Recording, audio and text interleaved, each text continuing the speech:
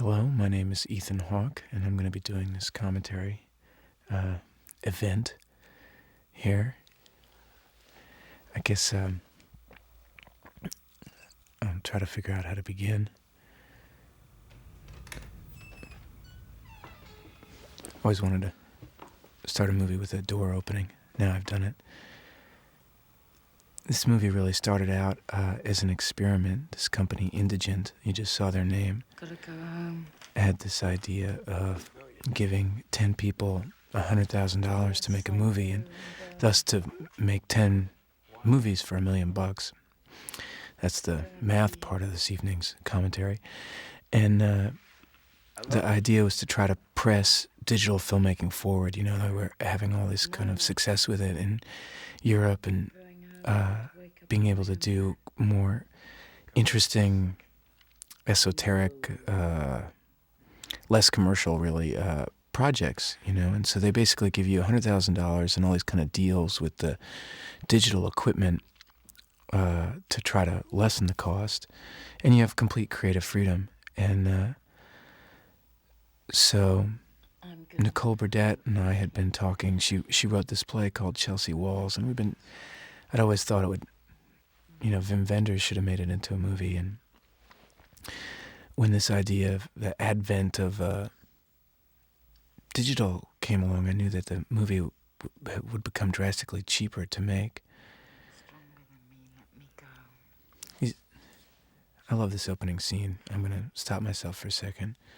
One of the strange things about this movie is that you could really reassemble it in any order. I just tried to... You're not here with me. You're thinking about something. I'm so happy with the look of this movie. We had this idea when we started out to try to not make it look like film. I think that TV looks really cheap if you really try to, you know, make it look just like a movie. And we really wanted to play with color.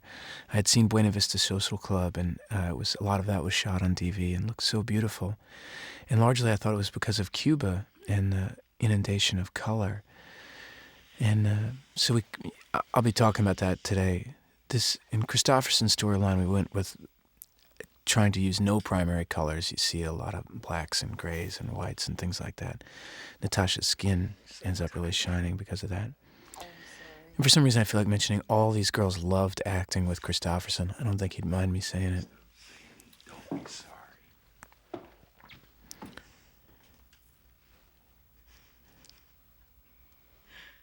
What time is it? It was so much fun doing this movie because all these actors are so good, and pull off this. You know, it's a movie that has no narrative whatsoever. So the whole pivot of the movie is always just on what's happening behaviorally. That's interesting. This is from the opening of Dylan Thomas's Under Milkwood. I've always been so moved by this image. I used to always see it when I'd take that. When you're coming back from Kennedy into New York, you pass all these graveyards, and the buildings from Manhattan look so much like tombstones. That's deep thoughts of the evening. This is really hard, putting together the opening of the piece. Really, when I say it could go in any order, what I tried to do is arbitrarily kind of come up with that it would seem like it was a day in the life, like it all took place in one day, or that it could have taken place over 50 years. And to try to do that, in that line of thinking, we gave each storyline its own vague decade.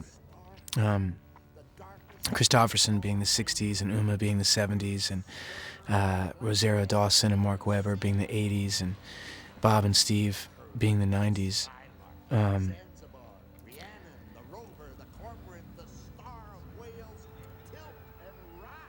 You notice, see, begins the Bob and Steve thing. Everything is red in their whole storyline. Their red car and their red dice and his red hat.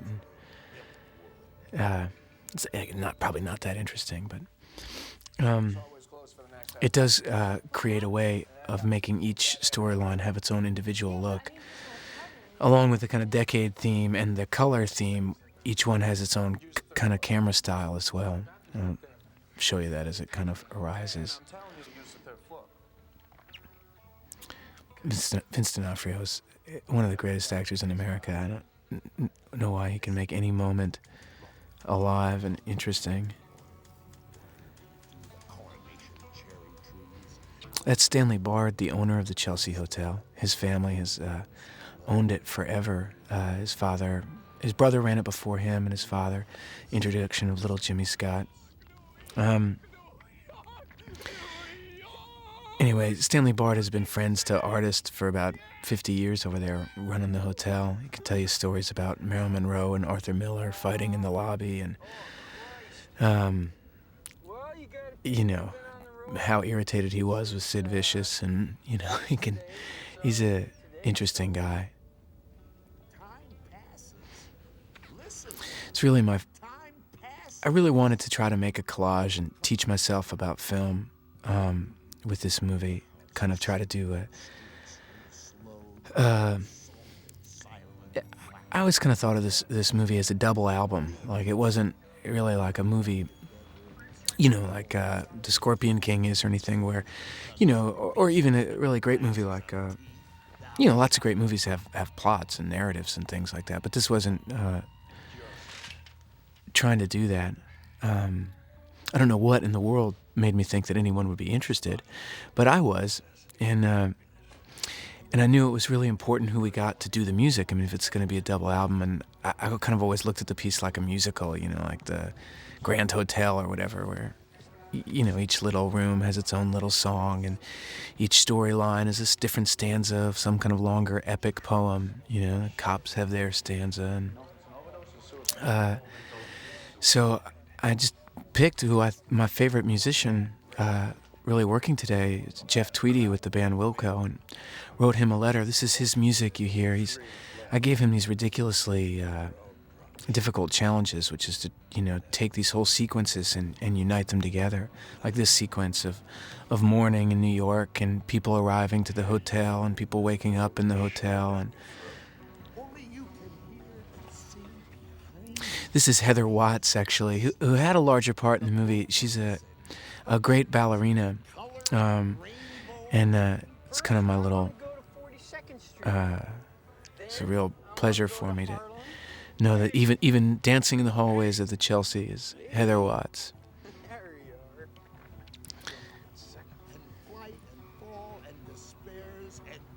You know where we're going? Yeah, I think so.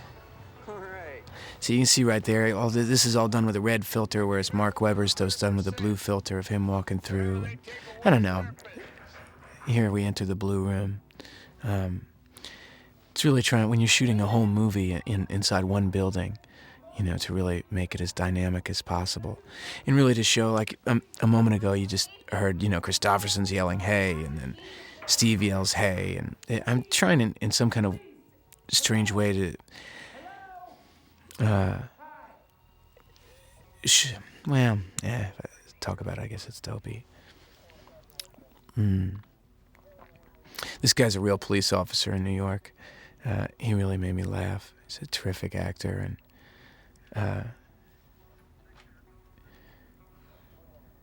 No, go away.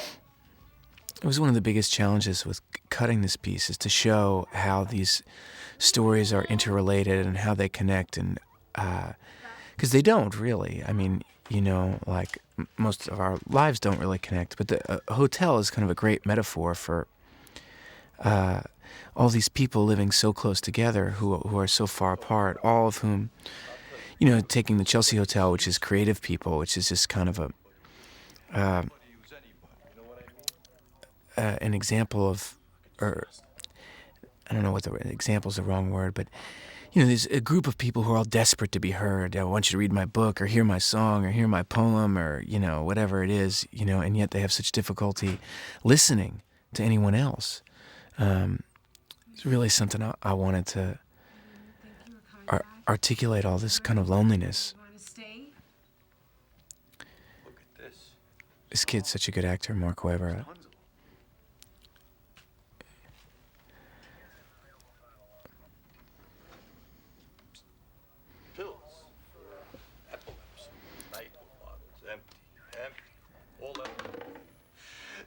must have had some kind This is my Romeo and Juliet shot. You don't believe it, but I'm telling you, 40 years ago, this Little introduction to the hotel here. it still is from the outside. You know, some frog from New Orleans built it for artist types. Yeah, it's supposed to be a hotel for artists. Artists? Shit.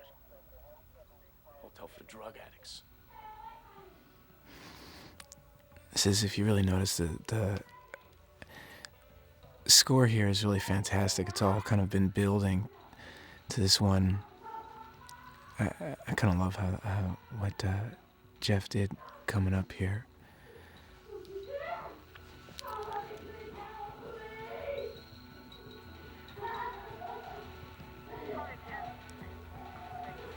These are all just shots from randomly around the hotel. Such a beautiful building. There was a fire here last week, and nobody told me.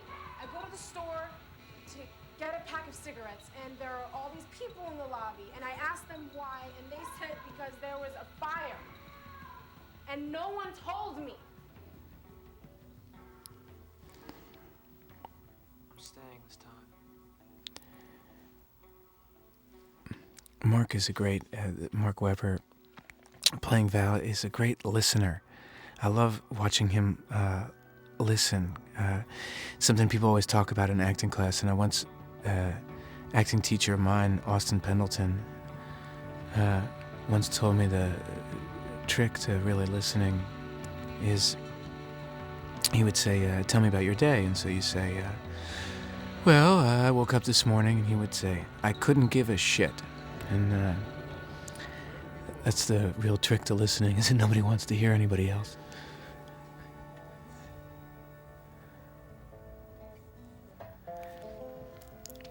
This is a beautiful song that, one of the, you know, on this whole double album theme that of the movie was, I knew I had all these disparate elements with these storylines and everything, so that I didn't want to, you know, so many movies now really effectively are kind of like mixtapes or something, where, you know, it's like this great song and this great song and this great song and this great song. It's, you know, like listening to somebody's favorite 15 songs. And what I wanted to do was do something different, which is to have Jeff kind of compose all the music for the movie. So he wrote all of the songs for Bob and Steve's characters, and he scored the movie. You'll see later there's a nightclub scene where you know, little Jimmy Scott plays, and Frank Whaley does a scene, and behind them is Wilco, and kind of hopefully uniting and kind of creating a bass line or a beat that can hold the whole movie. The painting here, kind of interestingly enough, is done by a painter who really lives in the Chelsea. Beautiful guy and his family. He let me, we didn't end up using his studio, but,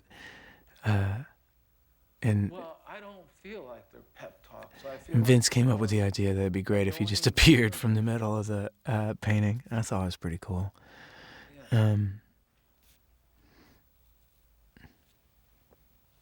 This guy who did this painting told me that he loved living in hotels because it was just a constant reminder how transitory your life is. You always have to think about when you're checking out. Could you just hang on 1 second? It's, I think, deep thought number 2.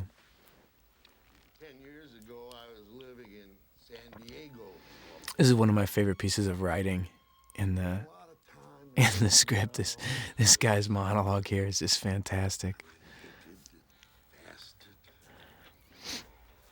And again, this is another one of these huge long sequences that of music where, as Jeff, I mean, I think it's it's a really long sequence that he has to unite these 2 scenes I've intercut that pretty much have nothing to do with one another, except for some reason I thought they were dynamic. And there's Isaac Hayes in the elevator, by the way, for those of you paying attention.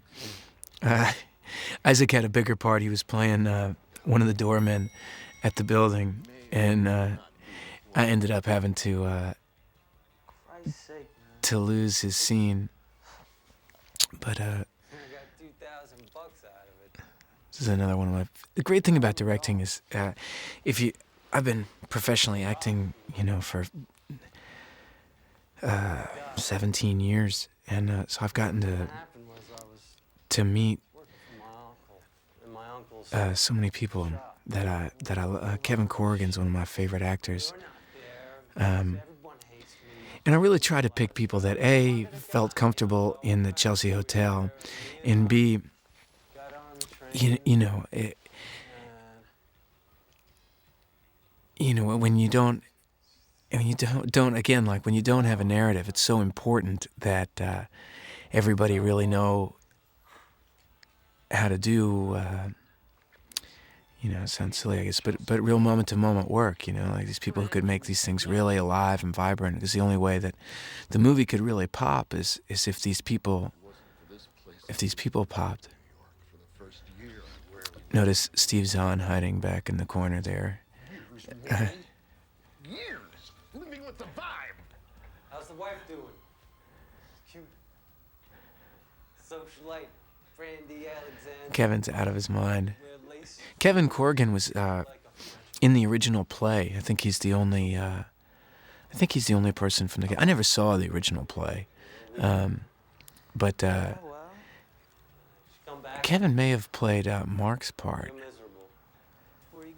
But I could be speaking way out of turn. The play was originally done at Naked Angels, and Naked Angels would never let me be in any of their productions, so I started my own theater company. And then I finally got some respect out of them and took one of their best plays and made a movie out of it.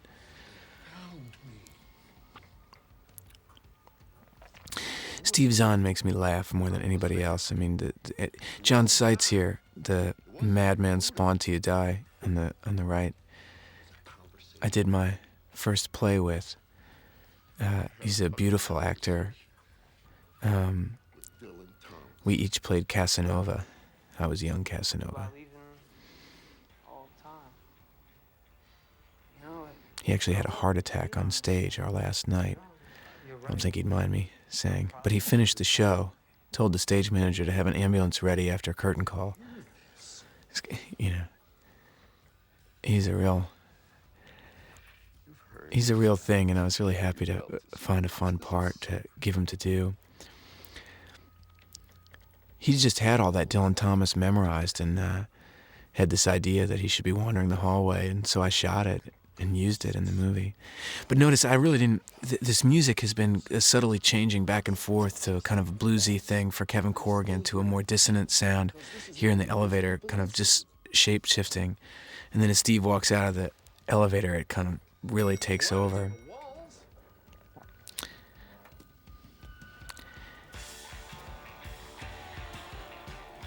Again, I was just trying to use these, just trying to connect all the dots here, of letting the audience feel like they're really in this place.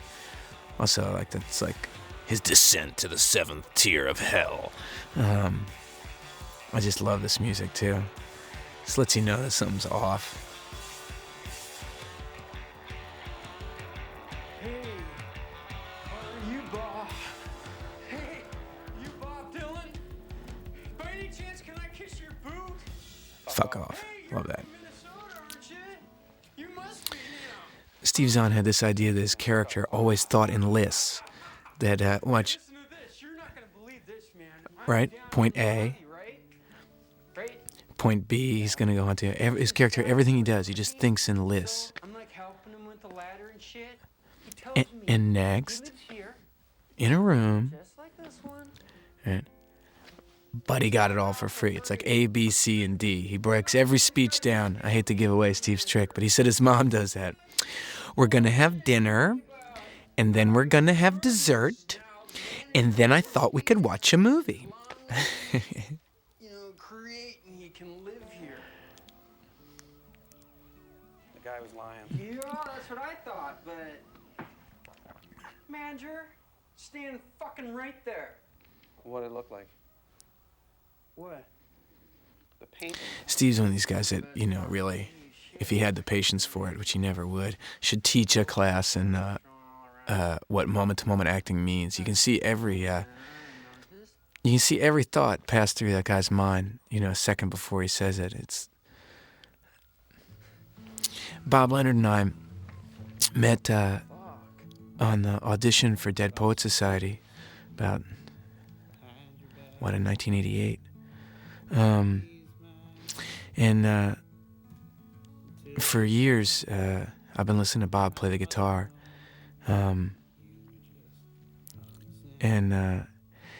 So when we're putting together this movie and had a part of a musician, I was desperate for him to do it. I just felt really lucky to know what a beautiful musician he is. Okay, well, are you all right? Yeah. Sticky here. Do you have a sponge? I do. I probably get off too much on this. The movie gets criticized sometimes for being, indulgent. And I guess what people mean is that you just, I don't know, that you don't care about narrative and things like that. But for some reason, it just thrills me. Like this scene fills me with excitement because it's so hard. And probably it's just from years of studying acting. But these two people are really talking to each other. And it's so difficult to do, and we so rarely see it in movies. First of all, because actors are usually asked to just promote the narrative, We've got to get to the museum by 9 before the Russians come, But if you just... The way these two people really just talk and listen to each other is what, I always think that it's what the goal is. Just the way they just are relating to each other... I don't know, it excites me. But then again, she's my wife. I also have this theory about Uma, which is that she's so kind of impressive and intimidating that you got to really make sure you cast somebody to act with her. Somebody, to be more specific, somebody who's taller than her. Because, Vince is a formidable man of his own right, and she can't really overpower him like she does 90% of the rest of the planet. I'm in a cold water flat in the East Village, and it's cold. For some reason, I love this little sequence. Yeah.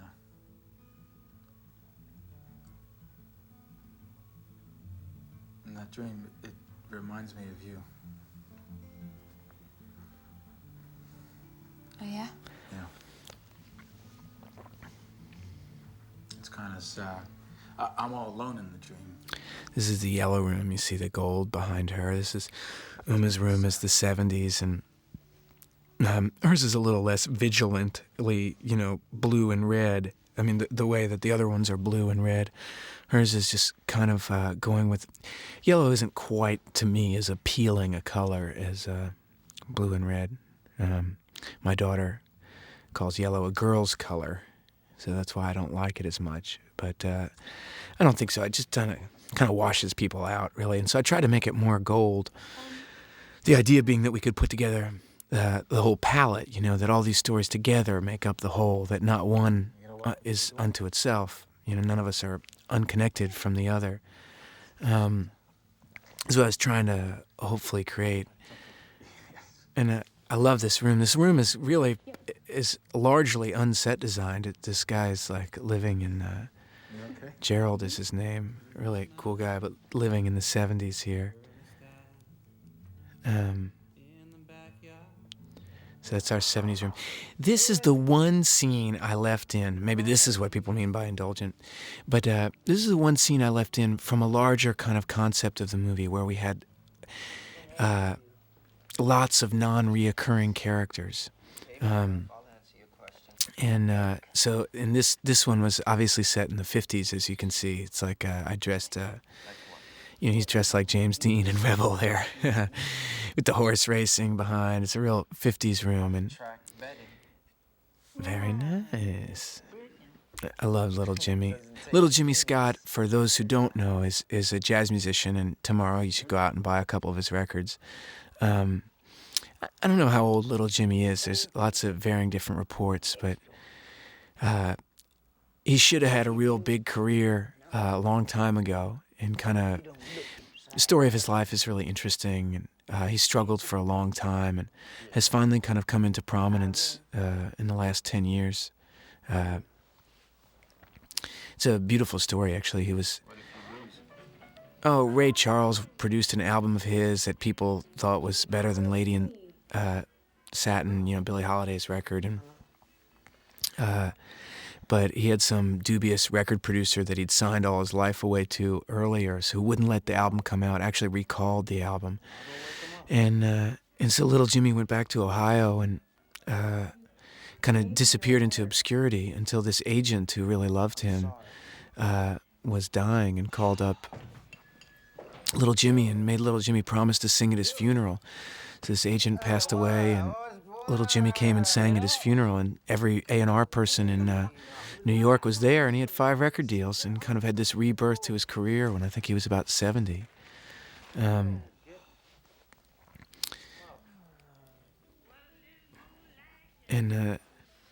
he loved acting in the movie. He's just terrific. He really got the movie too. I talked to him after it was over. He really made me feel terrific. It's like a jazz piece movie, baby. That's what he told me. I can't do him justice, but he's a really bright guy. And one of the things I loved about him is he's had every reason to be overcome by bitterness, and the guy's just full of love and spreads it around, and never was. And now he sings in big concert halls in Paris and Tokyo and New York and all over the world. You fucked up things for me a long time ago. Yeah? Well, I'm not going with you even if she kicks me out. See, we did this Blue Room is here, shot mostly entirely on Steadicam. There's a little joke between Tom Richmond and myself that every movie in the 80s was shot on Steadicam. When they first kind of, whoa, a Steadicam. We can do all kinds of neat shots. But it kind of was right for the tone of this piece, for the blue, for the watery lovers. And What? That's all we got. So? I love the juxtaposition of this scene and the one coming up. Comparison between Mark and Rosario and Chris Christopherson and Tuesday Weld. In my mind, they were always, Mark was, it's even possible that Mark was a younger manifestation of Chris, A lot of people live like this. But Yeah, and worse. these guys don't even know what I love about this scene is like, they don't even know what they're saying. All they want to do is fight or screw, they don't really, it's kind of a great time period in somebody's life. I can't get along with you, but I love you. No way. And that's why, I was just kind of a little out of my mind in this movie. If you can't totally do whatever you want in a, DV movie that you make for $100,000, when can you? So I slipped this Baudelaire poem in here. It was Nicole's idea, but it works great. I've been patient too long. My memory is dead. All fears. I just think this poem really gets what it's like to be 20 and want to strangle somebody or marry them. Come the time of love, the time we'd be enamored of. Oh, may it come. The time of love. The time we'd be enamored of.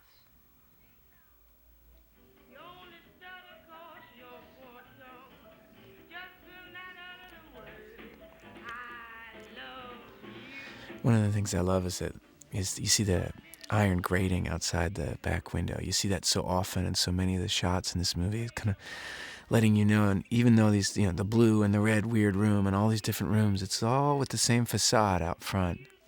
I don't know, it pleases me in some way.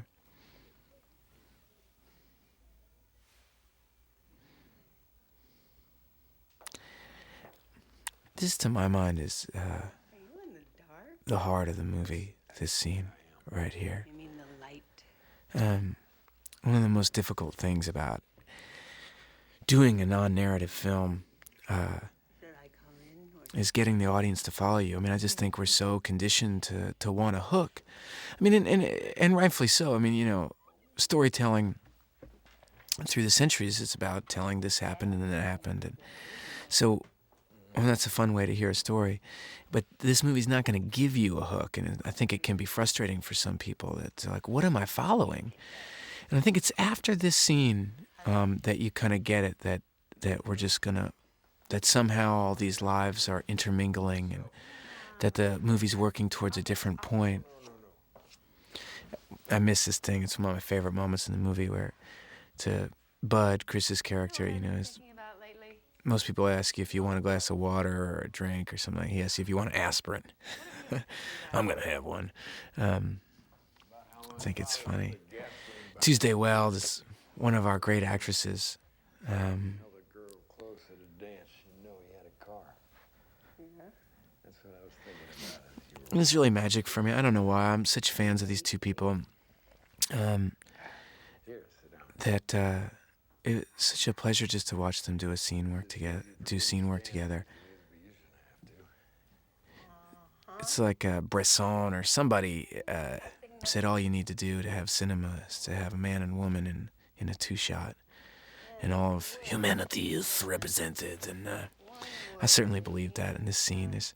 These two people are one thing I'm kind of proud about this scene is that it's one of the few scenes that you see in a movie that really makes you want to grow up. It makes me want to grow up. You know what I'm talking about. So instead of talking about the bottle of whiskey on the Yes, table here, I'm not drinking it. My glass is just for water. Okay. You got the whole bottle for me, myself alone. Yeah, I figured it was that. Underneath this scene is a beautiful little piece of music too that I think really helps hold it all together, helps kind of guide you through I love the sound of the whiskey pouring. See, like I guess maybe that's what people mean by indulgent. I'm supposed to cut things like that out. I think I know what they mean by indulgent. I'm only pretending that I don't. You want me to stand? No, I'll sit down with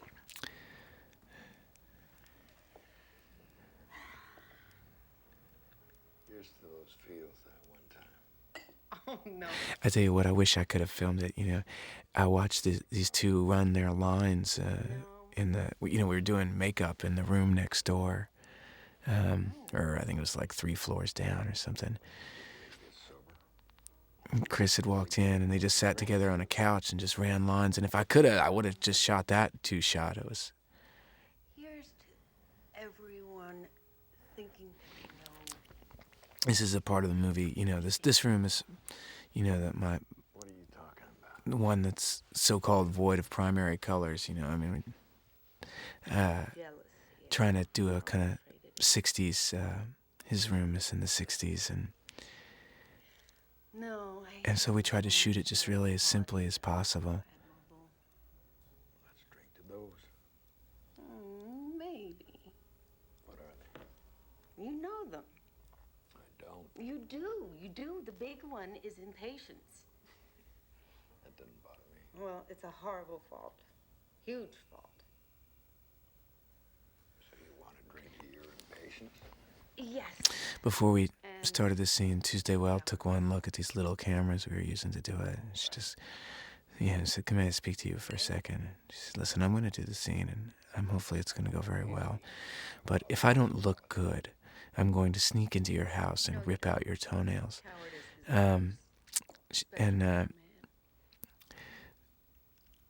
I hope she realizes how beautiful she looks in the scene. I did something bad the other day. I told you.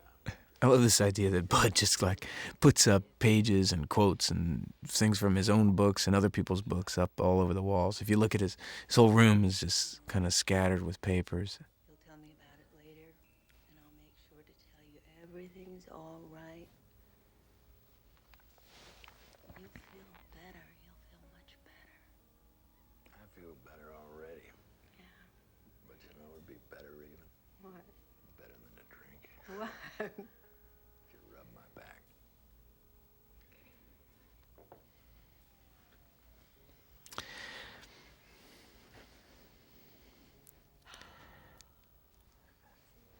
God, why See, this is my favorite scene in the movie. It's the thing I think if it's really I said it before. It really is the heart of the movie. It's coming up on this 2-shot that I didn't have any faith. You were right. I finally realized what you meant by that. I like this. Well, it's true. This 2-shot that comes up is this right here. So we play the whole scene in this shot, and I think it's so beautiful. And Tom Richmond, he leans over to me. He's like, I can't hold them both. I can't hold them both, and it's just like, go for it. And the thing that Tom excels at in this shot is he just kind of really listens to the scene, and I don't know, there's something so dynamic to me about this shot. We hold it forever. It really is my favorite element of the whole movie. These two people.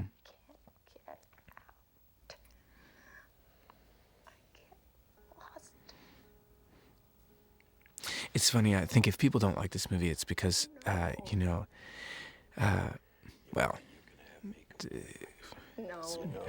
because they're not nice and they have problems and they need to see a therapist. But it has to do with that, and one of the things that I wanted to do is that creative people, I think so many movies get made about geniuses and brilliant people and Amadeus and this brilliant person and that brilliant person. And, creative people for the large part are all aspiring, they all want to be geniuses, which is so unappealing. I mean, it's just such an unappealing, self-centered character attribute. And they're so dying to express themselves, which is actually, makes you want to not listen when you know them personally. This is a kind of self-satisfied arrogance that can follow them around. But for some reason, I've spent my life in hotels and surrounded by these types of people and being one of those types of people. And I find the whole contradiction of it really interesting, because people who want to share so badly and have such difficulty sharing.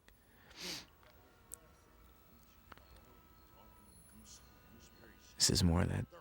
See, and this idea here is to create the idea of dusk now. So we've been through, the morning came and, and now it's, 5:30, 6 o'clock in New York, and the sun is setting, and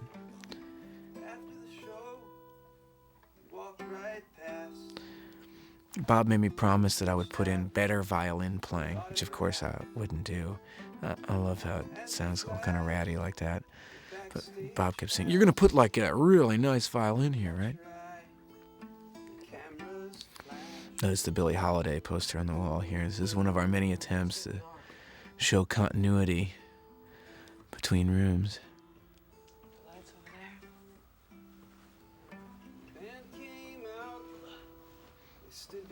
This is a Jeff Tweedy song that was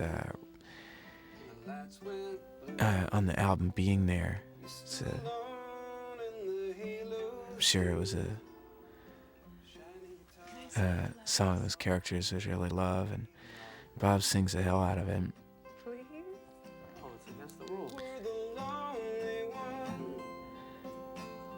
It's also, the song is really about being a fan, it's probably why I wanted to make the movies.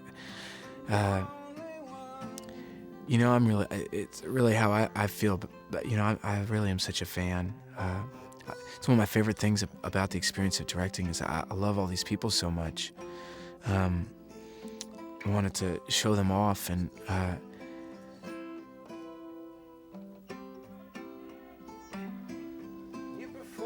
there's Heather Watts again.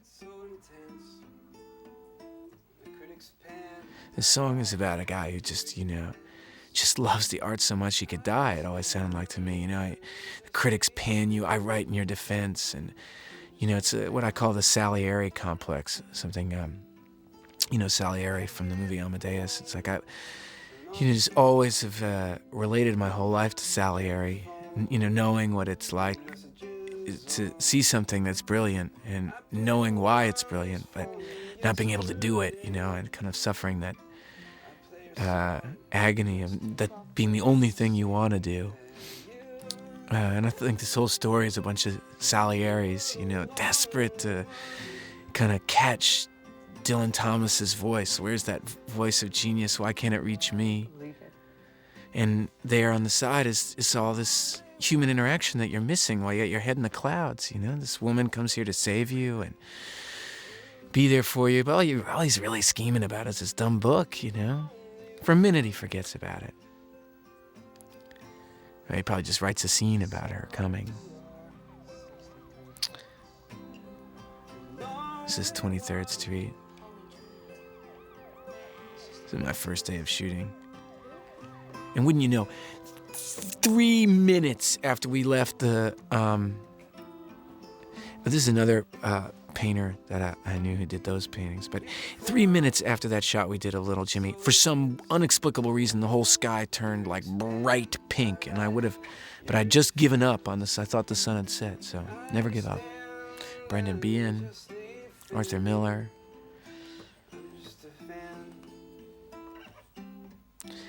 See, it's always mistakenly written. A couple of the reviews of this movie always call Uma's character a poet. I don't know where they get that. I guess because in one little scene she's scribbling in a notebook. Uma was just thought the girl was writing a journal before she went to bed. But that Uma's really the fan in this thing.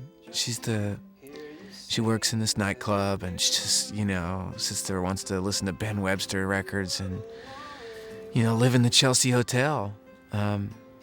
Work downstairs, just be close to it all. Must have been in the press notes or something like that, because everyone in every review said, Uma Thurman plays a poet. I don't know why they think that. The sound designers on this movie, if you ever make a movie or if people who listen to this are filmmakers or whatever, it just shocks me the great things you can do with sound design.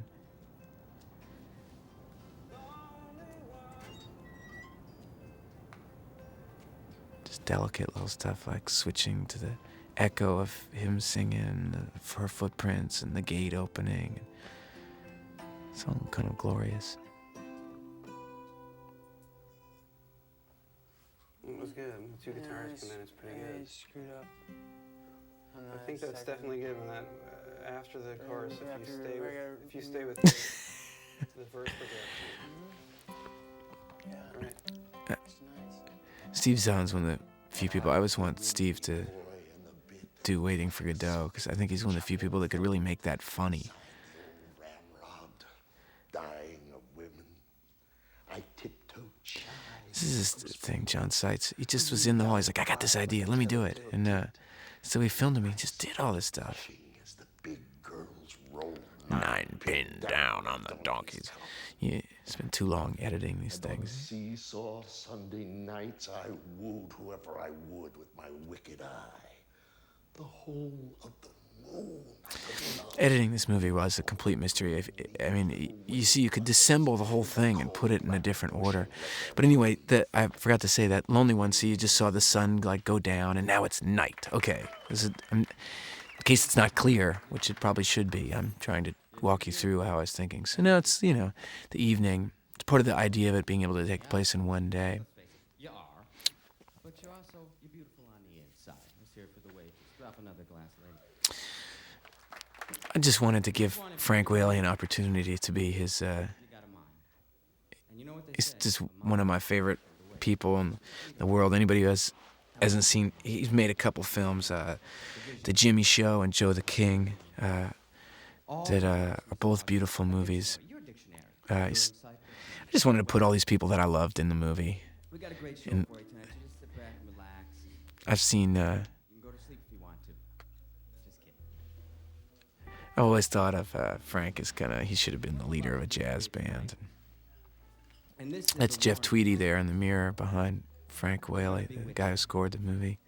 And also, if you notice, the paintings all in this room were done by another painter, David Remfry, in the hotel, who's a great, great painter. And he lent us all his paintings to kind of You're my jade. put back there. I love them there because I feel like they are signs of But in the dark of the night, our eyes meet. of all the partying of the past of the Chelsea Hotel. I don't know why. She. I don't know whether that really makes any sense, but somehow it did to me. And she is known as the one who got away. This is what I call bring it down, boys. I love that moment. I bet it irritated Jeff Tweedy. I don't know. Frank Whaley told him to bring it down, but I thought it was pretty funny. What was I going to say? Oh, this is kind of what I consider the musical interlude halfway mark of the movie. You know, it's like it's nighttime. Frank's just going to guide us, kind of shake it up a little bit, let us know that second half of the movie's beginning. Our maker didn't intend for tattoos, with us being made in his vision and all that. And well, hey, that's good enough for me. So I'm without a tattoo. I don't have a drink. And I don't have her. The great thing about working with friends and people you've worked with before, I've done a couple movies with Frank and a couple plays, directed him, been directed by him, is you kind of know what somebody's good at, or you know what you love about them, and you can kind of, I knew Frank would just excel at doing that. Or I love this on the wall up here. It says, "The ashtray says you've been up all night," which is a line from a Wilco song. Shot in the arm off Summer Teeth. We have some nice guests. This scene is a little ode to John Cassavetes in a way, because, or at least my idea of John Cassavetes, which I shot, this is our first rehearsal here. I just told Steve it was his job to block the scene and tell everybody just to kind of come into a room the way they would, and told Steve it was his job to keep it moving and let him just kind of wing it. So this is, when we're looking that direction, this is just Steve going. Very nice to meet everybody. Yeah. I had to breed him out there with those cows. Yeah. The men are so ugly in New York. I know. That was supposed to be the first line of the scene. It's just like, Steve does a great job just telling everybody where to sit, how to be. Scene has a great spontaneous feel, I think. I'm gonna go to sleep again. And first. All right, here, come on. I got something for you. Come over here. This is more Steve improvisation over here. Come over to the quiet part. Came off a direction of me telling you gotta eventually you gotta bring everybody in and then get a couple of them out, and we'll just shoot it. And this was his idea, to have him play Thumper. Don't you want to get under the covers? Can I tuck you in? No, it's okay.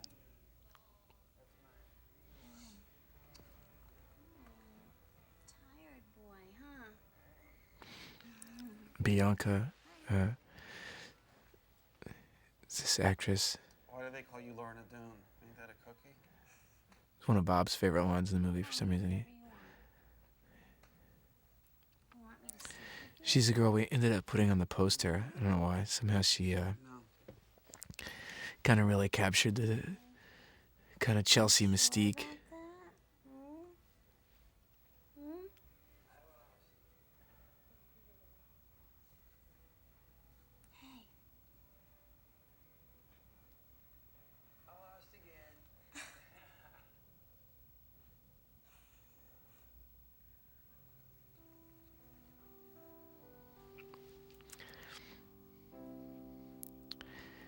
Yeah, he's more little Jimmy. That's why I felt that I could keep in his earlier scene, was that I could, everybody that bumped into one of the four main storylines got to stay in the movie. But if you didn't have any dealings, so if you didn't have any dealings with Uma, Bob and Steve, Rosario, Mark Webber, or Chris, you were out. That was what happened with the final cut of the movie, because the first cut of it was about 3.5 hours long, full of all these little windows into these rooms, and if people thought the movie as is indulgent, then holy cow, they have no idea how restrained I really am. Yeah, I got mine right here. I don't think anybody ever knows what the hell's going on in this shot. But, his room's supposed to be void of primary colors, so I put this, blue present in there so that it would really pop. And the idea being that he's gotten this present and that you're going to notice it. You're also supposed to be able to see it in the mirror, but a little ode to my cinematographers that you don't really see it very well. If you look at the mirror in the center hall, it kind of catches the light.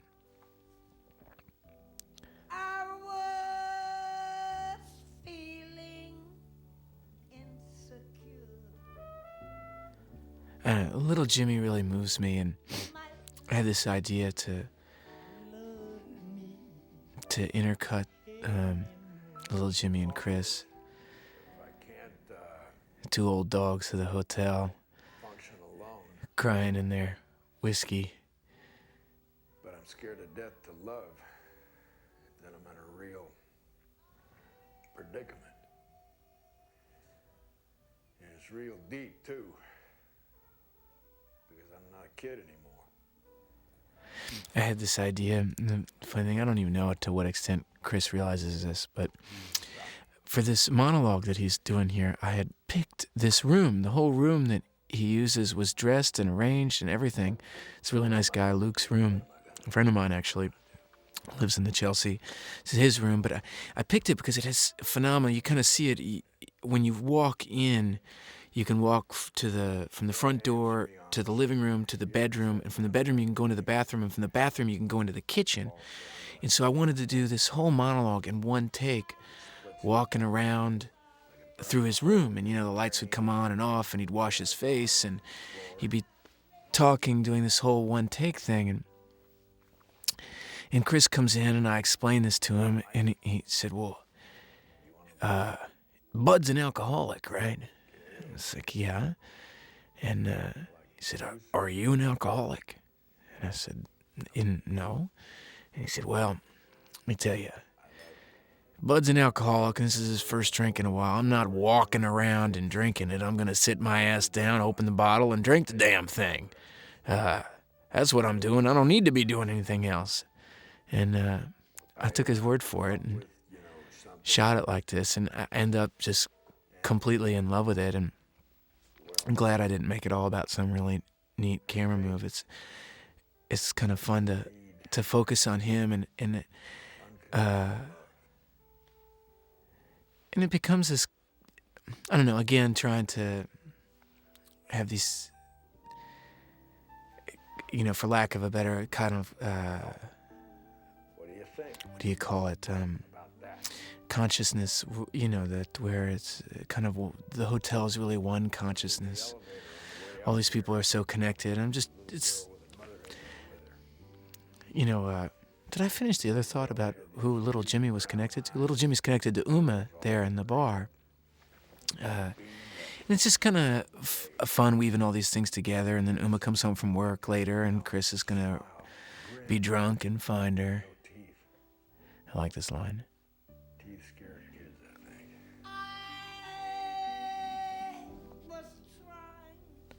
I was so lucky. I asked Little Jimmy and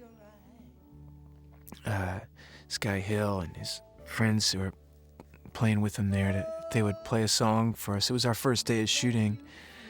And I had this idea that maybe Little Jimmy's character plays in the club downstairs, and talk to him about it, and we'd film it, and if it worked, maybe we could use it. And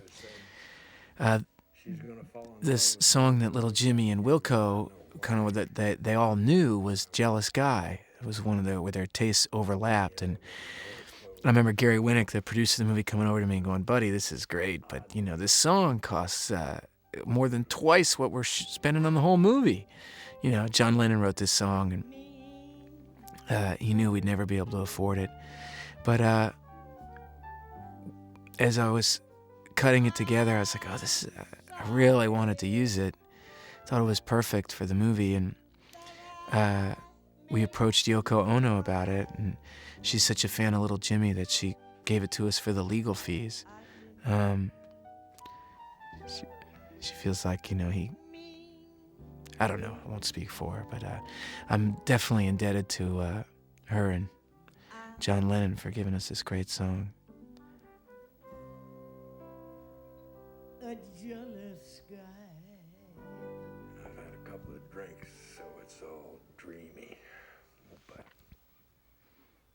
couldn't help wondering about you as a little girl. I can't tell you, for me, for some reason, I can't quite verbalize it, but I love the way these two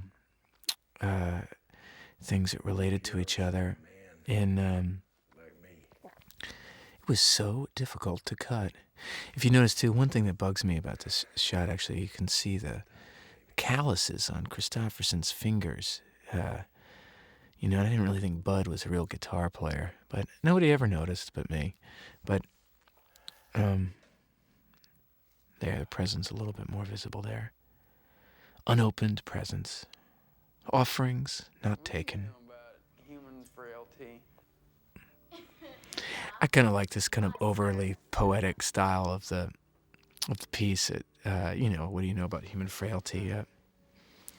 This kid right here, Dwayne, man, he's just he's trouble waiting to happen, man. He is so cool.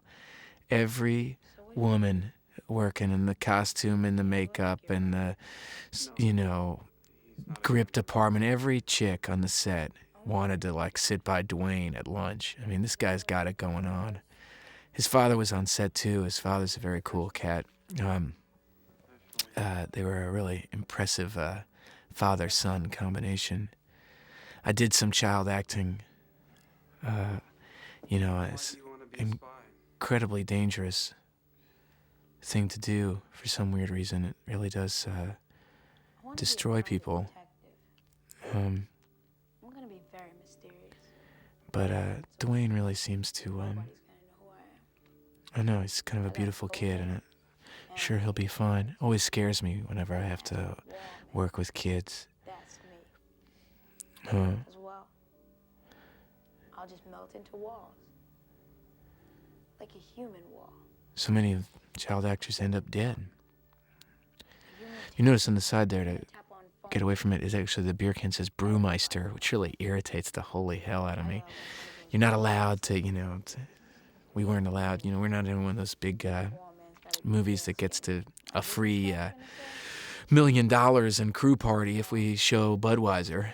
So to hell with them, we're going to have Brewmeister. And I actually even thought that Terry and Ross, Bob and Steve's characters, were the kind of guys that would find some weird, obscure brand of rip-off beer at some store that they got, the whole case for $4.99. This is the other heart of the film. If the film were to have two hearts, or should I say the left chamber, or the right ventricle, or whatever, is this scene with Mark and Rosario. This is where, what I mean to say is my other favorite part of the movie. The movie just kind of skitzes out here. Nicole Burdett wrote this beautiful poem, and I just thought it was the heart of these two characters. So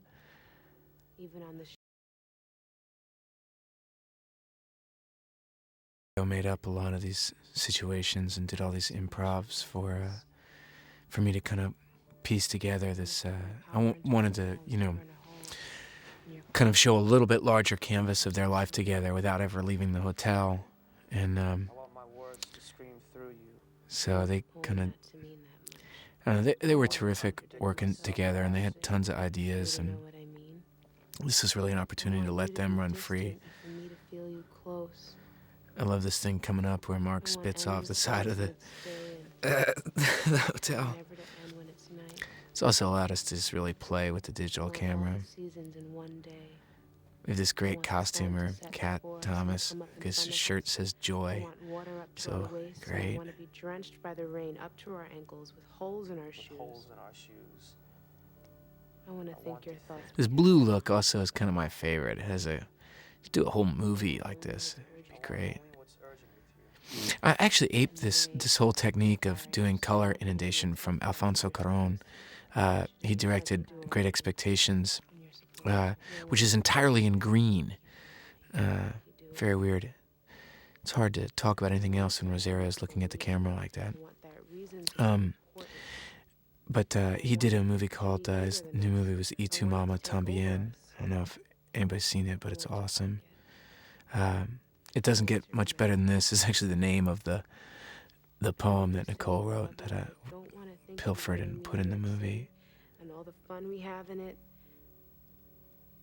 And I want your smile always.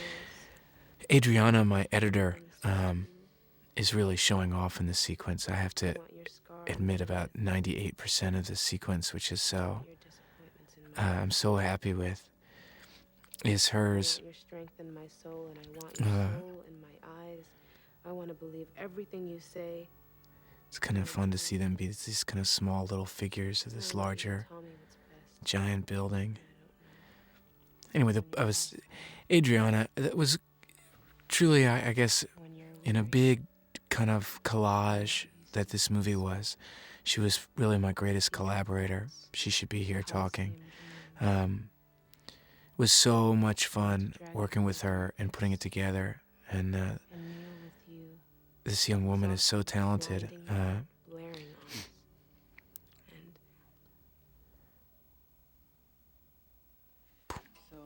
love that. Now this right here, if I were teaching a class in moment-to-moment acting, I would just show this scene. Okay, watch this MF here. And checks out her shoes. He's just like this guy. Watch him. I was there. I didn't even know Terry. But everybody knew Terry Olson. Really? And What was I talking about? so... No, wait. Oh, yeah, Terry, that's right. I remember. And he says, "Hey." No. I mean, I don't know why. He just kills me. Get your shit together. Why are you wasting your life? I'd love to do a whole movie with Steve as the lead and really give him an opportunity to...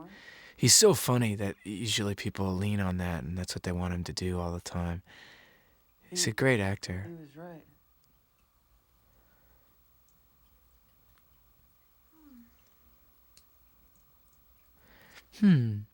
Deep thoughts. I think I'll have some vodka. This is a song Jeff gave the movie. I love it. It was actually, I think, I believe the history of this track is that, for those of you that are Wilco fans, it was recorded to be a part of the Billy Bragg Mermaid Avenue collection. Though it was supposed to be on the first record, and right before it went to press, it was one that Jeff was really extremely happy with, really excited about. They found out that Woody Guthrie didn't write this song, that he had kind of written it down like he had written it, but it was actually an old traditional song, and this movie gets to be the grateful recipient of it.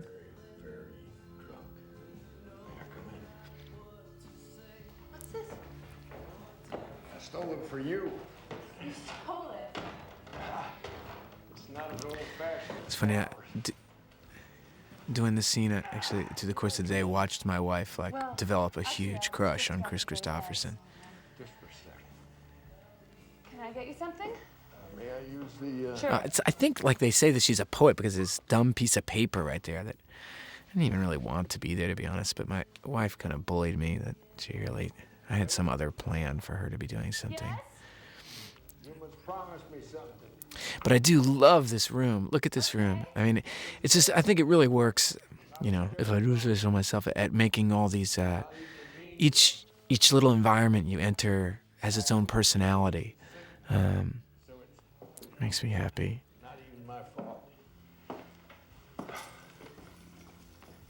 Just friends. Sure. What? Just friends. That song. Chet Baker. It's a little cross hanging above Christopherson's head. You play that song. 'Cause he's an angel. Are you all right? He loves acting with women, this guy, man. He loves it. That's all he talked about while he's doing the movie. Oh, every day I get to work with a new lady. I love this picture. This is going to be my last movie. A little ode to Elvis there. Look how much Uma looks like Elvis. Check that out. See, again, him with the aspirin. It's because aspirin is a real theme to his life. I hate going to bed drunk. I get scared I won't wake up. Well, maybe you should go and get some coffee then. Coffee's a fallacy. It makes you sober because that's what you've been told. It's psychological. The only way to get it sober is to sweat it out and stay up. Well, I'd love to sweat it out with you, but I really, really gotta get some sleep. See, like that wasn't even a line like that. I'd love to sweat it out with you. She's supposed to just say, I really need to get some sleep. But she's like, you know, they're talking to each other. Next thing I know, my wife is saying, I'd love to sweat it out with you. I think Chris has some kind of very mysterious mojo that Who do you want me to be? I really want to be a part of or get some of. You're fine, bud. You're just a little drunk. This is- Let me ask you something. So with the combination of the plant in the room makes it all look like a jungle. Me? Of course. That's what you call boring commentary. You been drunk? Honey, you just asked me that. I mean, have you ever been in love? This was one of my favorite moments directing this movie, was actually doing the sound design where we put in that little song and it ends so perfectly right before Have You Ever Been in Love? And I know exactly what cutting together a scene with my wife and the love of my life and one of my ultimate heroes growing up and today. Chris is a real hero to me because he's, has always kind of done as he pleased. You know, he's a songwriter. When we were casting this movie, I just wanted somebody that you could believe, wrote something. And, my wife almost kissed him. She wasn't supposed to do that. But he wrote, freedom's just another word for nothing left to lose, What else do you need to write if you write a line like that? And, Hello?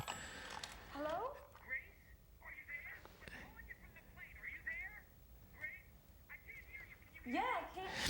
I also love Uma in this movie. She often gets asked to play these roles where she's kind of some uber, villain or cold ice princess or Venus de Milo or, something other, some kind of other super uber person. And I think this movie really shows much more kind of true side of her, gives her an opportunity to be play a more simple character. Well, I think it's great. This is me on the other end of the line, and I always meant to put somebody else's voice in, but then I got kind of, once I cut the whole thing, I realized I'd just be asking somebody else to imitate me. And there's always, I don't know. Out of nowhere, like an angel. It was Willow, Wait for Me by Ben Webster. You're allowed to do that, right? If you direct a movie, put your little, walk-on part. Sam? This isn't really a walk-on part, is it? It's like I guess I phoned it in. This really is a little maddening, I have to admit. That shot's out of focus. It's such a drag. It's the thing about making $100,000 movies. And these DV cameras skits out on you. Anybody undertaking the whole DV revolution, be wary of autofocus. It lies. And then He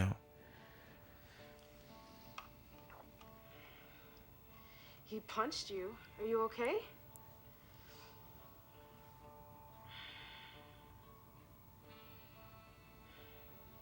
Again, she's going to talk about Vietnam here, Vietnam comes up again, but I was kind of like, these Vietnam soldiers, and in the 80s, everybody was, Platoon had just come out, and all this other stuff. It just, for some reason, these two, some live in the 80s for me. These Vietnam soldiers, yeah, they're Vietnamese. They broke into my room. Yeah, through the French windows. Yeah, they had machine guns. Yeah, it sounds silly, but it wasn't silly. In my dream, it was scary. Again, so all these kind of phone I'm lonely and scared. Situations in this movie, and so many of our most important conversations, I always feel, end up happening on the phone in this time, and it really is kind of a great example of our inability to connect with each other and really be intimate with one another. And like I said earlier, I've spent so much of my life growing up as an actor and in hotels. Some of the most pivotal conversations of my life have been on phones and in hotels, and I kind of wanted, as undramatic as it really naturally is, wanted to try to capture it, and Uma's character here really does. It's the one moment in the whole story where all the storylines intersect here. Uma with her little yellow phone. In a moment, the blue room is going to walk by. Val's going to come by, and then later, in his little red outfit, the Wall is going to come by, and then Christopherson in his black outfit. And I kind of imagine that it's just in this weird little way that they're all, this is the one moment in the movie where they all pass, and they're all completely disconnected with one another, missing each other, not even noticing each other, or avoiding one another. I even kind of like to see, kind of shot this a little slow motion, which you can't really do as well as you'd like on TV, or I couldn't with the camera I had. But this is, that to me right there, that whole shot is the whole movie. But what was I saying about that? Oh, that I kind of like to think that all these people were ghosts, that somehow, this whole kind of, like we're in this like little skitsy time zone, so they didn't really just pass each other. It's just they all happened to be there at the same time with 10 years different.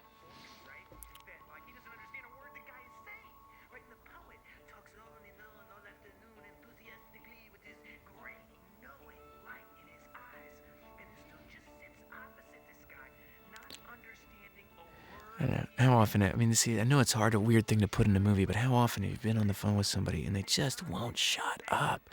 And they have no interest in you. All they actually want to do is tell their own story. You could be anybody. Just breath on the other side of the line for them to, hear their own song. And this idea of Uma's, the guy said, I told him you were a writer, and chick's not a writer. This is the thing that people miss. She's not a writer. Maybe one day, 10 years ago, she had an idea that she might write something, but, she's a waitress, and that's what she's doing. And I don't. No, I don't have $30 on me. Oh, bullshit. That is an excuse. That's Excuse. And this is one little relationship thing, It's good to hear a little marital fight, I think, on a movie. It's the subtext of the scene. I'm exhausted. I feel sick. I want to see you, and you won't fucking do it. Sam. Much to their shame, so many of my male friends have seen this movie, listen to this and it's like, is that what I'm like? They all thought that character was based on them. Goes to show you.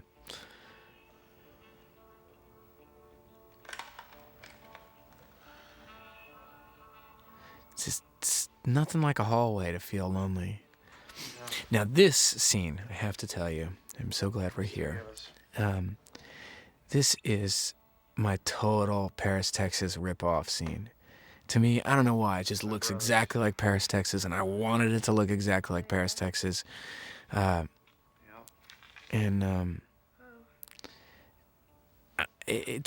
a scene in a hotel room right before that, the end of Paris, Texas, with the guy and his little kid. And Bob Leonard is so great, and Path is so great in the scene. It's so simply played.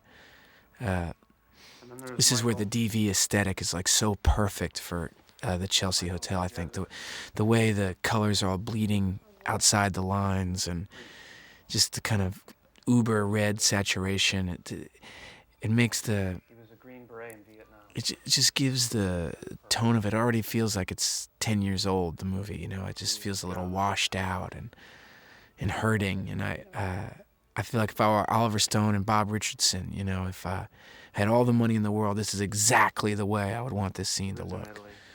I feel that way about much of the movie, actually, that where TV is still not right for shooting everything, that it creates the perfect visual aesthetic for this movie. You're always hearing about these guys like Bob Richardson who are dumping bleach and Diet Coke on their film, trying to give it this kind of worn look or trying to create a kind of new feel. And particularly if you see this projected on the big screen, the colors are all blurring together, and I don't know, in a way that is like an old faded photograph. This is another one. If you notice, this is a giant long music cue.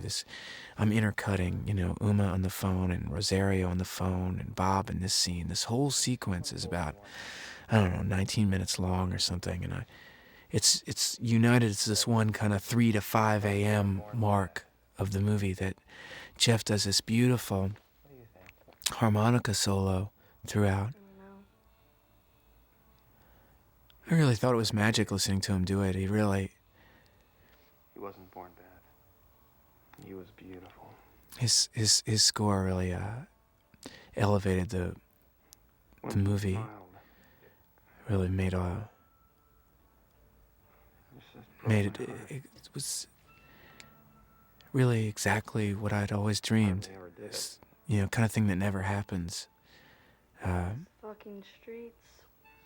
Get to make something with.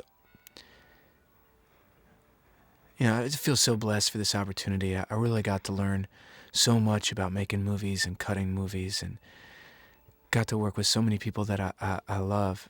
And it turned out exactly like I wanted. I mean, I understand that most people aren't really that interested in a non-narrative piece. It all takes place in the Chelsea Hotel and follows a bunch of self-involved artists and their inability to connect with other people. I understand that that's not mall material, and I don't even mean it like somehow it should be mall material. It isn't. It's completely its own thing, and not. I'm gonna take you home. But it is exactly what we set out to do. I have to say that. I read this really bad review of the movie that has filled me with pride, because it said that the movie passionately believes in itself. And I think they meant it kind of derogatorily, but I thought, well, shit, that's good. I mean, who else is going to believe in you, right? Again, see, here's Red Wall passing by, the yellow Uma. Uma insisted that it be a yellow-green thing, too. I have to admit, she just would. She thought she'd look better in green. Pissed me off, but she was my wife, and and she gets her bent on, that she's not going to wear a yellow sweater because it doesn't look good. You just agree. Give her a yellow phone and call it a day. Look at this kid. I mean, don't you want to be him? He's so cool. Can you sleep over? I mean, buddy, chick's 15 years older than you. Lay off. No, I also kind of love it. Everybody who meets Uma in this movie hits on her. It's just like this poor girl. It's like, and then by the time Vince D'Onofrio comes by later, she's just so sick of being hit on that she actually turns down the one guy she liked. After that, I was thinking, I don't know. My house and is that what you're thinking, buddy? What? Langston Hughes. Where'd you get Langston Hughes? My dad. Oh. Is your dad a poet? I don't know. It's hard to say who's really a poet, I gotta go now. The sun's coming up. Yeah, just nothing like a 14-year-old working it, you know, full of as many corny lines as all the rest of these guys in here trying to. Just a joke about all like male artists, right? Is that they actually don't want to communicate; they just want to get laid. See, Christopherson doesn't even remember where he is, what he's doing in that woman's house. See, I always kind of thought like, you know, in his mind he was talking to somebody 10 years ago. He had no idea where he was. Now you can see. Now he forgets his key here. This is kind of funny idea we had. Forgets. Oh shit! Just busted out. Boom. But that was our one kind of sequence where all the elements intersected in just some kind of totally lonely void. The sequence, I felt it was kind of important to understand, Bud, that you kind of get an inkling of what his art is like, because it's so important to him. It's what he's always really trying to do. He spent the whole night getting drunk, talking on the phone, going out, getting dressed up, trying to hit on that hot waitress who lives down the hall. Didn't work out. Now he finally has an idea to write. That's my great-grandfather right there. It's my little... If I put my whole family in the movie here in these photos. It's my grandfather. Managed a baseball team. That was then. There he is. Now you see him in a second. This, however, somebody else's friend. Everybody is somebody else's friend, aren't they? Deep thought number 4. That's my grandfather right there. Right here. Real hero of mine. And that's my great-grandmother, Della. Pretty intense chick, man. So I took the hair from her face. That's what the review of the DVD is going to say. He talks about his grandmother. He says, pretty intense chick. If you're interested in that kind of insight into filmmaking, buy the DVD. If you have groceries to buy, do that. This is, Bob had just wrapped the movie, and he was saying goodbye, and he'd been practicing this thing, and I said, well, let's shoot it before Bob leaves and we never see him again. Ye who are weary, come home. And just, I'd always wanted and always kind of been begging Nicole for some kind of moment in the movie where somebody, in some way, to try to figure out a way where somebody prayed. Where we would see somebody praying, and we just could never find the right way that could ever work. And then Bob came up with it.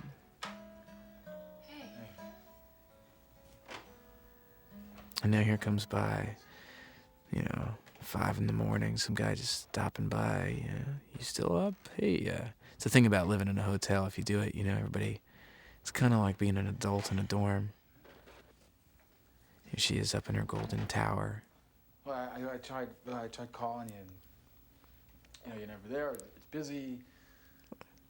Yeah. I was worried, and I just came by to check up. Vince always gets asked to play these unbelievable psychopaths, and the guy's I've been working, so. one of the sweetest people I know. So I loved giving him a chance to play. I don't know. He's played so many wonderful roles. He doesn't need my help, but it's great to see him just do a real simple. Sure. Yeah, sure. Character like this. Sad tonight. No. Just want someone to talk to.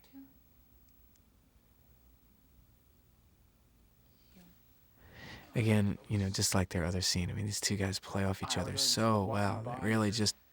And I thought of you, about you sometimes. Interaction, acting and reacting. When I walk by, Yeah. How you doing? I've been working. Well, I hope that sometime you call me. You need something. That was that look. That look was, don't just come over here and try to get laid. That's what I was read in that look. He's like, oh shit, I really shouldn't have just come over here like this. I'm sorry for. But I really do like you. I just wanted to see. Shit, I thought maybe. God, I guess not. I'm okay. I thought that maybe sometime, we could just have a. Yeah, that's right. I'll be formal. I'll ask her on a real date. Just talk. Yeah, maybe sometime. And talk about life. Forget about it, sucker. Don't come over here and hit on me at 5 in the morning. Bums me out. Yeah. Okay. That's not what I meant to do, really. I actually really like you, but... forget it. I fucked this all up. Well, talk to you later. Okay, good night. Good night. Oh, shit. Was I too cold? Actually, I do like him. Night. Fuck. Everything today. All wrong. All wrong.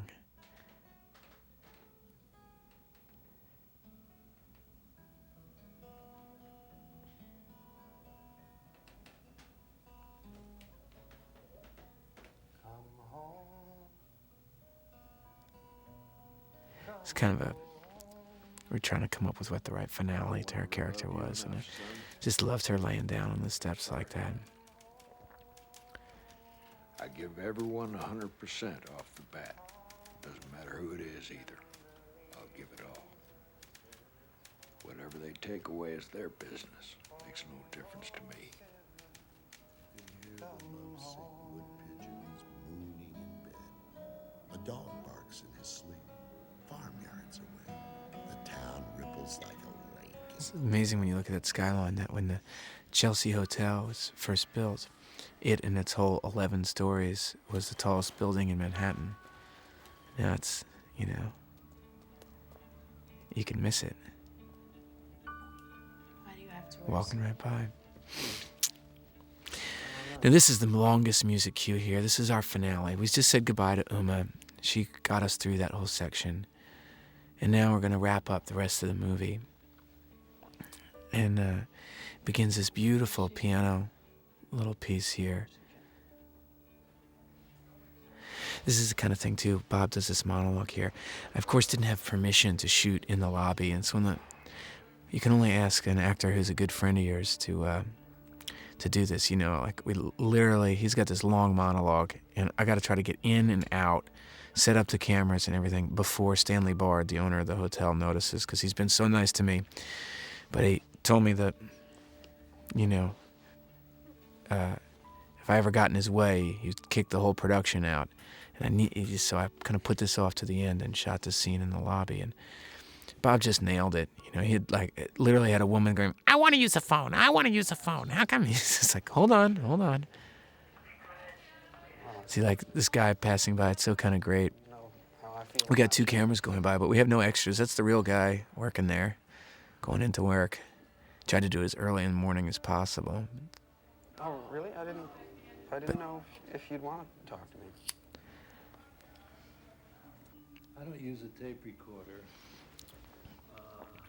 For fun, I asked Mark Strand, who was for a while the poet laureate of the country. He's a beautiful, beautiful poet. This is he, Mark Strand. Among others, a great book of poetry called Reasons for Moving. Had this idea that he would be interviewing Natasha about old Bud. In your pants pocket? This is Rosario and Mark's idea that she'd be shaving him. To what?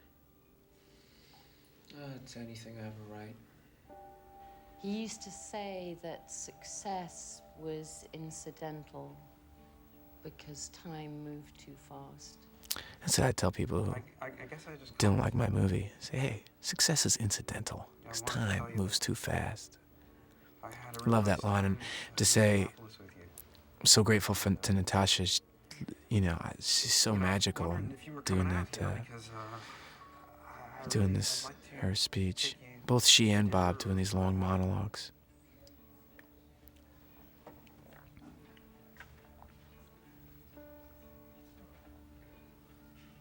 For Christmas?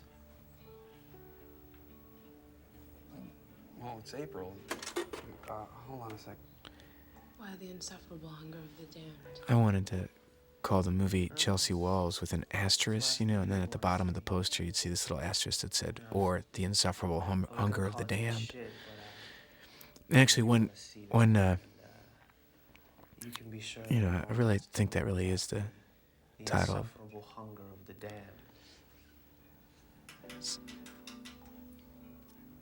I don't know.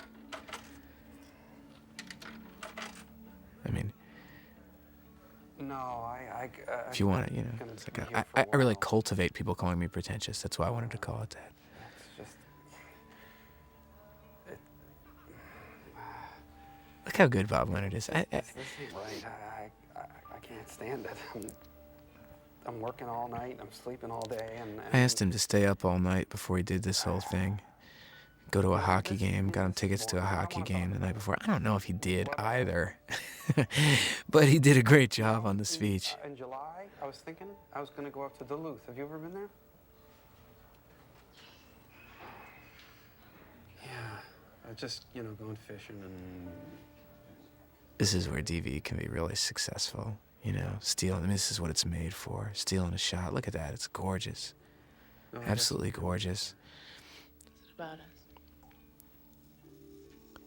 Yeah. It's everybody. That's the point.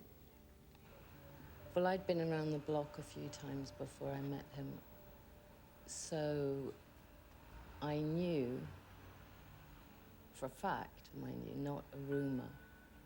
I can't talk over Natasha. He'd read the same poem I'll be back in a moment. in the same way to another woman in the same week that he had read it to me. I didn't mind his duplicity. There's something beautiful about a man who loves too much. There's, you know, that kind of playboy I've always understood. But he doesn't love anyone. He loves art, he loves sex.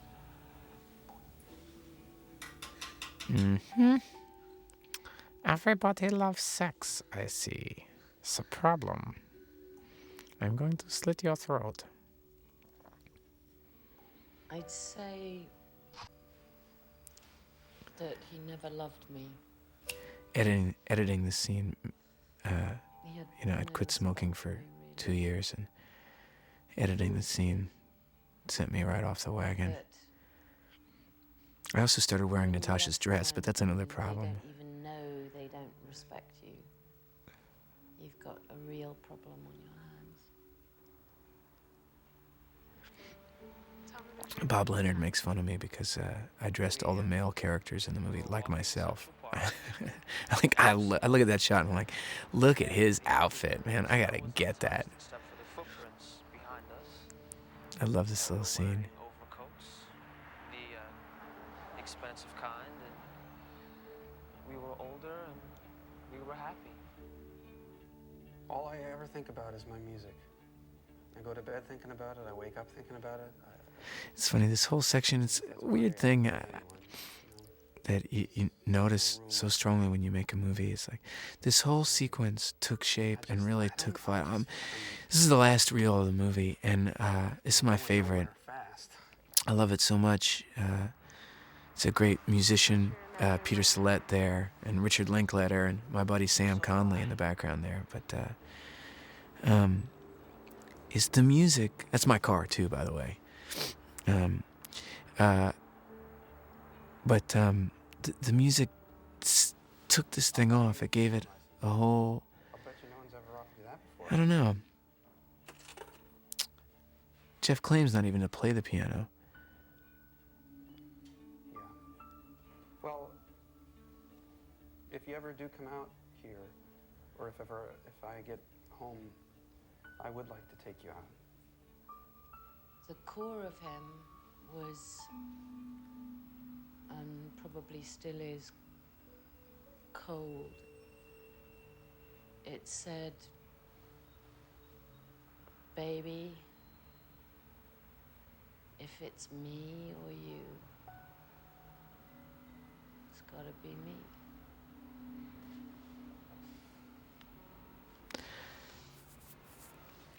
The real fun of doing this movie was giving these actors these things to do and being able to have a really loose atmosphere and try to let it all just happen.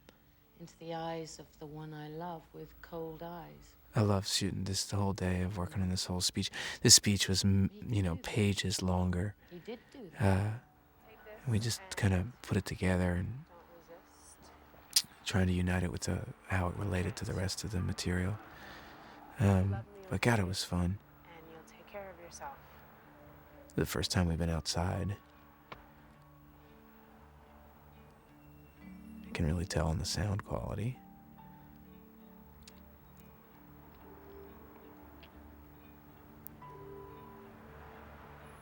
I'll be back.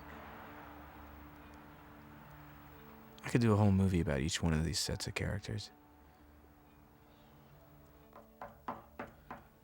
I love this. Harris Yulin.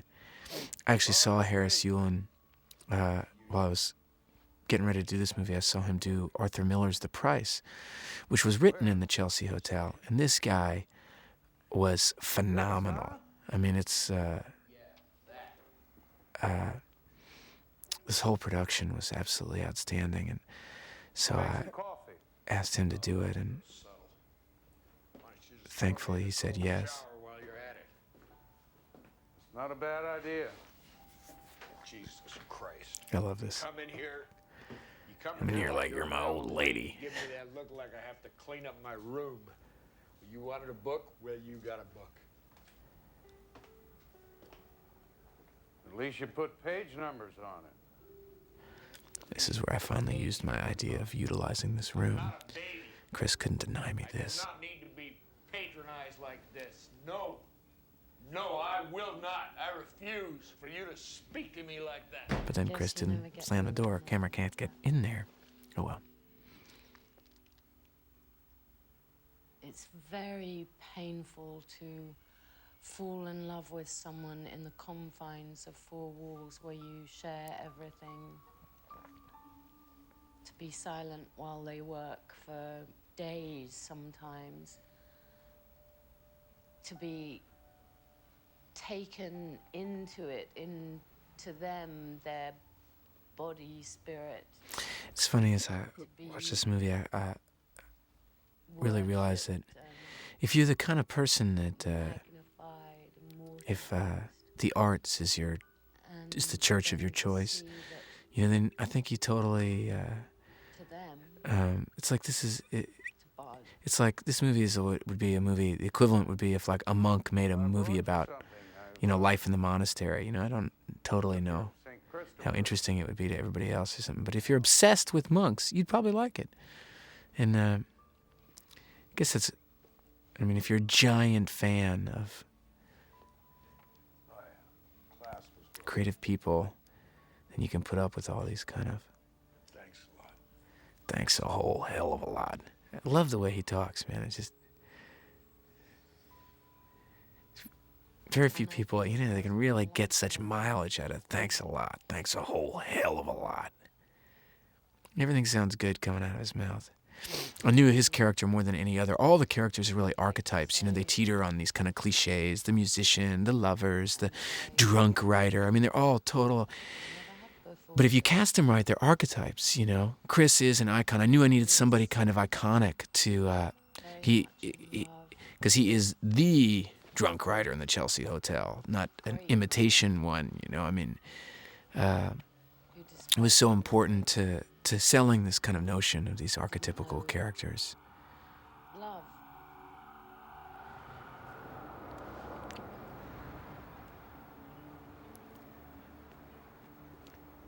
I had this kind of idea that Linklater here should be driving the car because he's like, you know, the director of Slacker, dragging all us slacker boys. He's kind of like Peter Pan taking him off to Never Never Land. You know, come be a bum with me. We'll go down to Austin. You know, go see, I don't know, the Foo Fighters are playing and whatever, I don't know.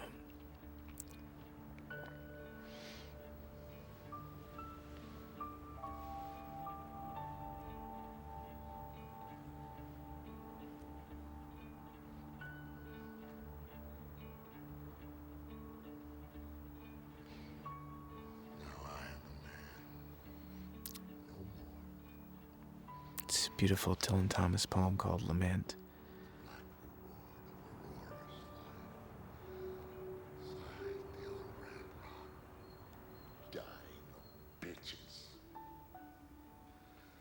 beautiful piece. Cool in my dove-cooed room, I lie down thin and hear. To my mind, this was always the real voice of the muse that all these people are desperately trying to hear. My soul found a Sunday wife in the cold black night, and she bore angels, harpies around me out of her womb. Somebody should get this guy to record all of Dylan Thomas's work. Innocence sweetens my last black breath. Modesty covers my thighs with her wings.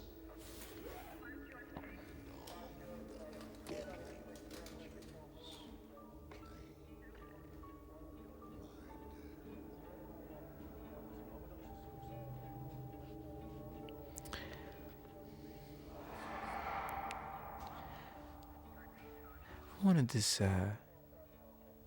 sequence to be kind of purposefully a little ambiguous about who it actually was who died, because I was worried that if you kind of spelled it out, that it would make it seem like the point of the movie was that this person or that person died, and to me the point of the movie is that people get lost, you know. Some people become famous writers like Christopherson. Some people, you know, OD in bathrooms and their voice kind of is never heard, and that both things happen in this the world of this hotel. Some people really get found, and some people really disappear.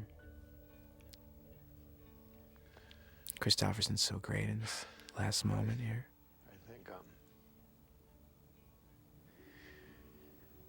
think I'm hungry. I think I'm just a little tired. That's right. I'll get you something to eat. These pages together.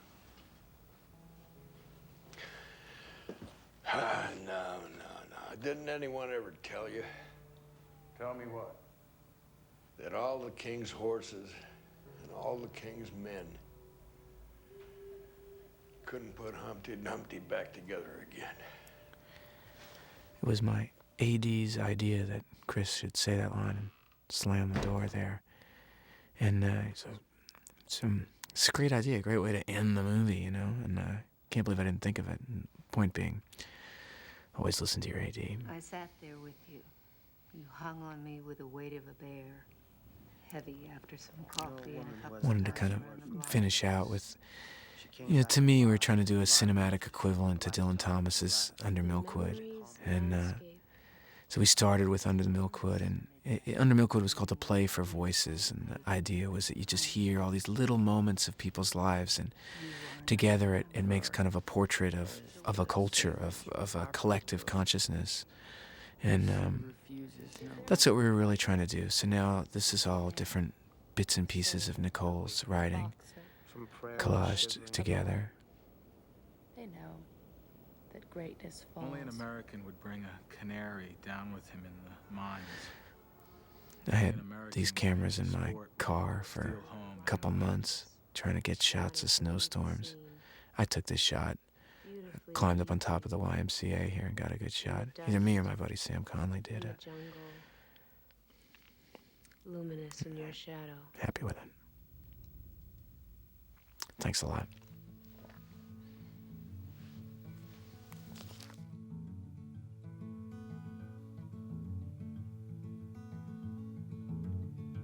Cross your fingers behind your back.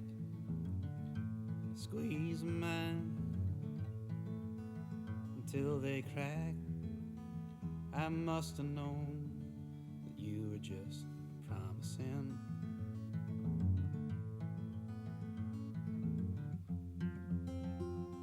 Promising, promising.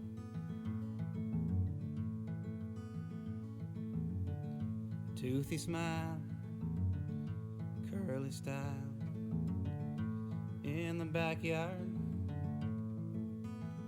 all the while, I must have known that you were just promising.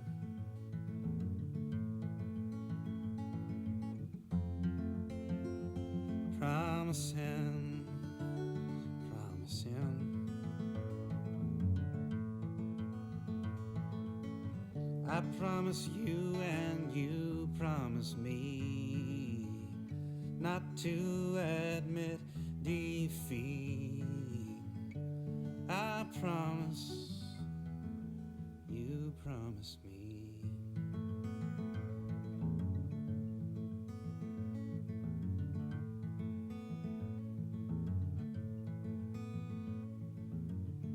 It's comforting to wear your ring over my head, around my finger. I must have known that you were just promising.